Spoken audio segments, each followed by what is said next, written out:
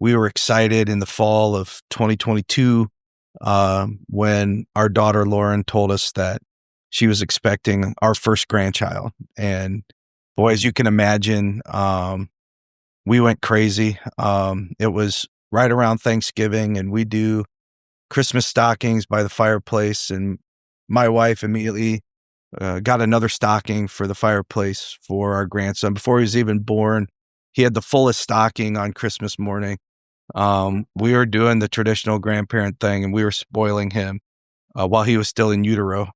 And and we were excited about that, and I can tell from my wife, being a grandma was like, she was just like loving it, drinking it in.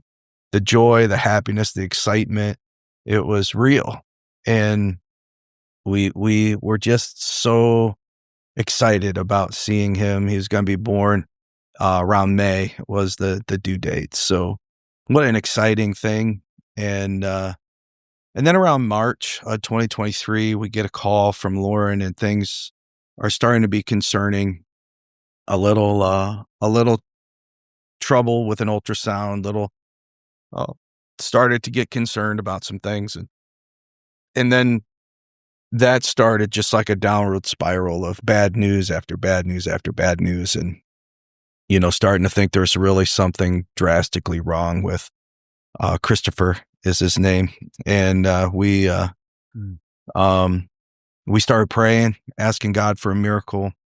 They started to prepare my daughter for a stillborn birth, which that didn't make any sense to me. I was like, no, that doesn't happen. That's not going to happen. And Right. and we just really started praying, and you know what? He got better. I don't really know what happened. The doctors don't really know what happened, but he survived, and the condition that they were concerned about went away, just like vanished, and they couldn't explain it. And so, I'm like, God gave us a miracle. I'm like, this is great. Praise God, so excited.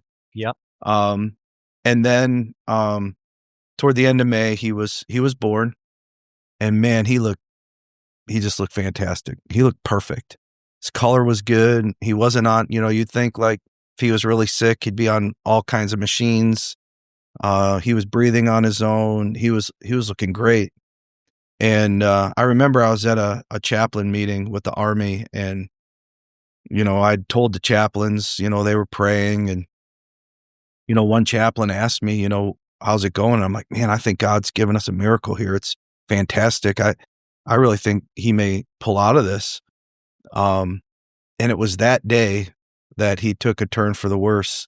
And long story short, he was diagnosed with a congenital heart defect. And after 12 wonderful days of life, he slipped into the arms of Jesus, and we realized his body was not going to be able to sustain his life here on earth, and we had to let him go.